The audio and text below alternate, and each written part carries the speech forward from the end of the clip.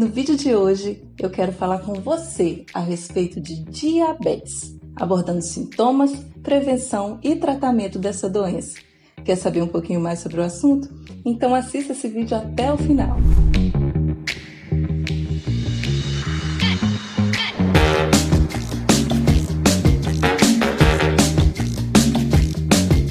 Olá, meus amigos! Sejam todos muito bem-vindos ao meu canal. Eu sou a Sandra Pessotti, farmacêutica bioquímica, e hoje eu quero falar com você um pouquinho a respeito do diabetes. Essa doença que acomete hoje cerca de 13 milhões de brasileiros, segundo a Sociedade Brasileira de Diabetes. Bom, o diabetes é uma doença do metabolismo da glicose, causada pela falta ou pela má absorção da insulina. Mas como assim da insulina? Ocorre que quando nós ingerimos alimentos, o nosso intestino ele tende a degradar, aqueles carboidratos ingeridos e diminuindo a uma substância simples, as substâncias simples, dentre elas a glicose. Quando essa glicose ela é quebrada, ela vai para a corrente sanguínea. Quando chega na corrente sanguínea, a tendência é ela ir aumentando. Quando essa quantidade de glicose, de açúcar simples, está presente na nossa circulação sanguínea em grande quantidade, o pâncreas ele começa a secretar um hormônio, que é chamado de insulina. Essa insulina ela vai servir como uma chavinha. Por quê? Porque a célula ela não consegue colocar a glicose para dentro dela de maneira direta, tá? A glicose não consegue entrar na célula por conta própria. É necessário, então, que a insulina que foi secretada lá pelo pâncreas, ela se ligue ali naquela célula e faça com que seja transmitida uma mensagem para que uma série de reações químicas sejam feitas, sejam realizadas ali dentro da célula e vai propiciar, então, que aquela glicose que estava ali na circulação sanguínea, ela consiga entrar dentro da célula e promover a sua ação. A pessoa que tem diabetes tipo 1, o pâncreas dela não consegue secretar, então, uma quantidade de insulina suficiente para colocar aquela glicose que está circulando na corrente sanguínea para dentro da célula, Como o pâncreas não secreta a insulina, então aquela glicose vai ser impedida de entrar dentro da célula e vai ficar por muito mais tempo circulando na corrente sanguínea. O diabetes do tipo 1 é uma doença crônica, pode ser hereditária e não é transmissível.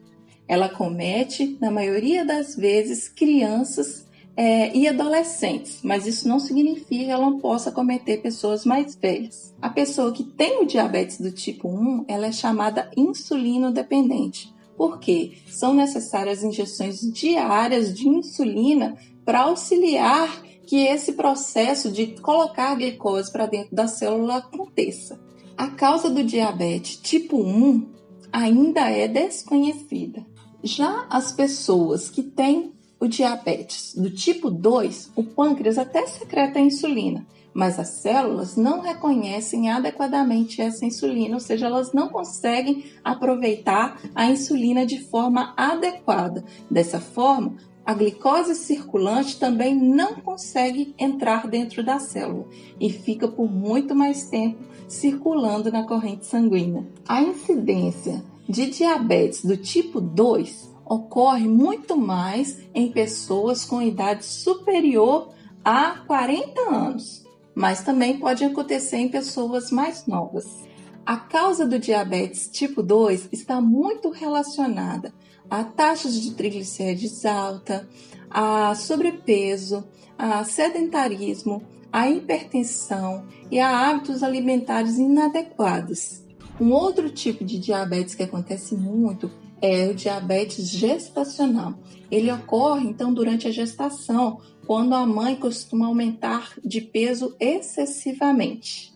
Neste caso, as taxas de glicose circulante na gestante ficam acima do valor normal, mas não chega a ser um valor tão elevado para ser classificado como diabetes do tipo 2. Existem também outros tipos de diabetes que estão associadas a outras patologias, como a pancreatite alcoólica e também ao uso de certos medicamentos. Mas quais os sintomas são mais comuns do diabetes? A pessoa que tem o diabetes, ela costuma ter a poliúria. O que seria essa poliúria? Essa poliúria ela acontece quando a pessoa começa a fazer xixi durante várias vezes por dia.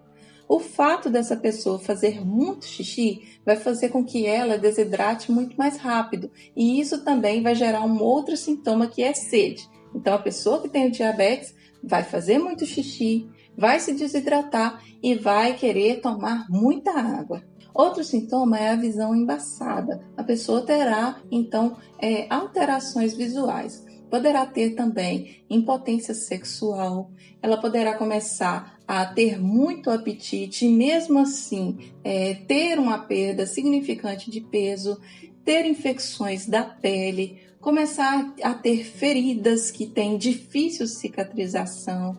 Ela pode ter também distúrbios cardíacos e renais, pode começar a ter mudanças de humor e poderá também ter formigamentos de pés e mãos, entre outros.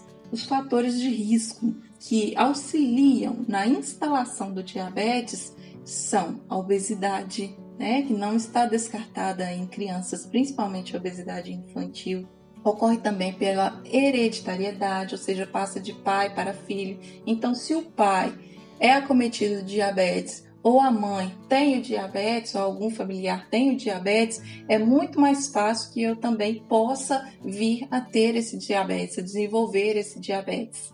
A falta de atividades físicas regulares também é um grande fator de risco para o desenvolvimento do diabetes. A alimentação inadequada, nem se fala também, é um fator de risco para desenvolver o diabetes. A hipertensão, se eu tenho a pressão alta, eu estou muito mais propícia também a desenvolver o diabetes. Níveis aumentados de colesterol e triglicerídeos, o uso de medicamentos à base de cortisona e o estresse emocional também auxiliam muito, é um fator de risco no desenvolvimento do diabetes.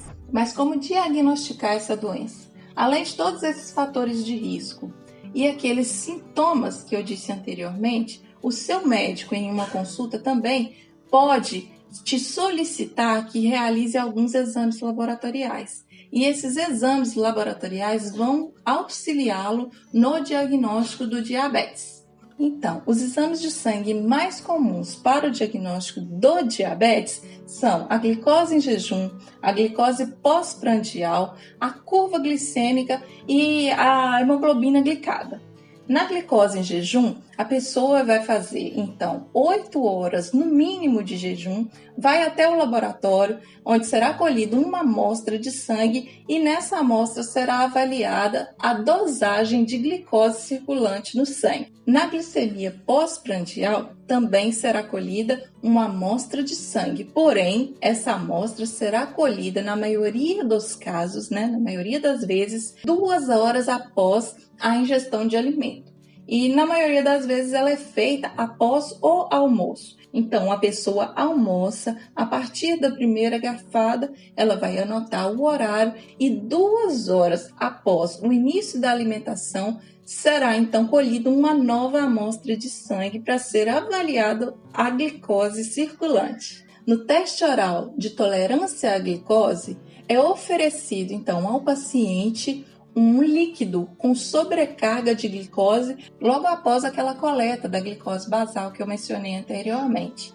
E na maioria dos casos é feita então uma nova coleta, 2 horas após a administração desse líquido.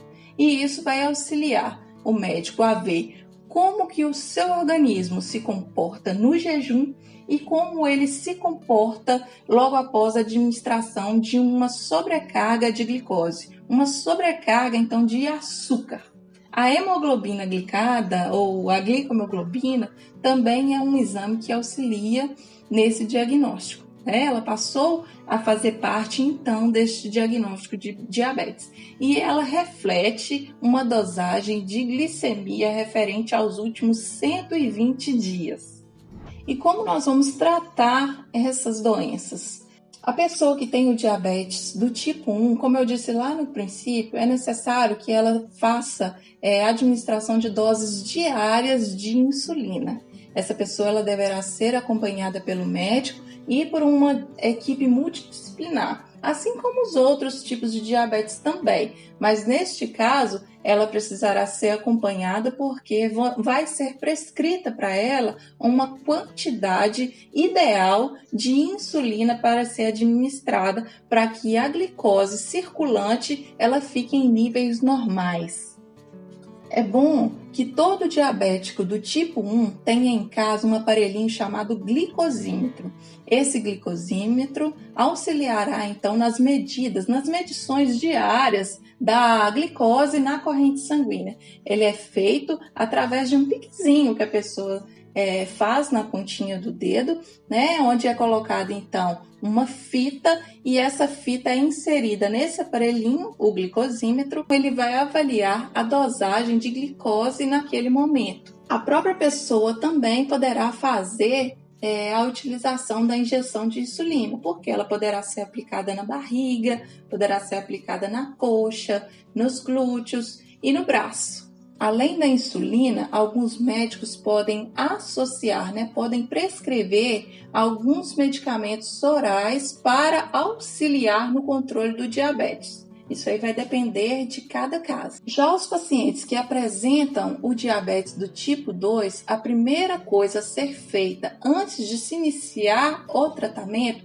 é identificar o grau de necessidade daquele paciente. Por quê? Podem haver algumas outras situações associadas, como o sobrepeso, ou a obesidade, ou a hipertensão, também a alimentação inadequada. Então, nós temos que verificar todos esses fatores. Por isso é essencial que essas pessoas façam um acompanhamento médico e também um acompanhamento com uma equipe multidisciplinar. Para tratar o diabetes, o SUS oferece medicamentos gratuitamente.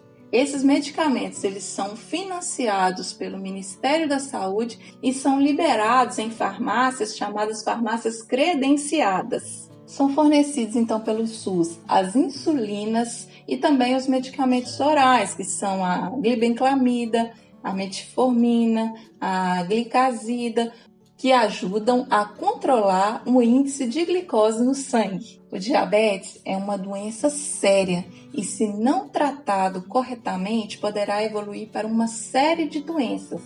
Dentre elas, nós podemos citar a neuropatia diabética, problemas arteriais, amputações, infecções da pele, o pé diabético, feridas que não cicatrizam, problemas nos olhos, problemas sexuais, alterações de humor, a ansiedade, dentre outros. Então, a melhor forma de prevenir essa doença, que pode vir a ser tão grave, é inserindo na nossa rotina diária alguns comportamentos mais saudáveis, como a prática de exercícios físicos diariamente, uma alimentação mais saudável, no nosso dia a dia, evitar o consumo de bebidas alcoólicas, parar de fumar e não utilizar medicamentos por conta própria. Então, se você tem diabetes, não deixe de procurar seu médico. Siga direitinho a orientação do seu médico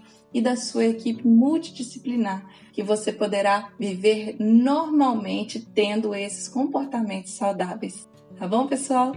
Se vocês então gostaram desse vídeo, deixe o seu like aqui, deixe o seu comentário e se inscreva nesse canal. E não se esqueça de ativar o sininho para receber todas as notificações de quando tiver vídeo novo aqui no canal.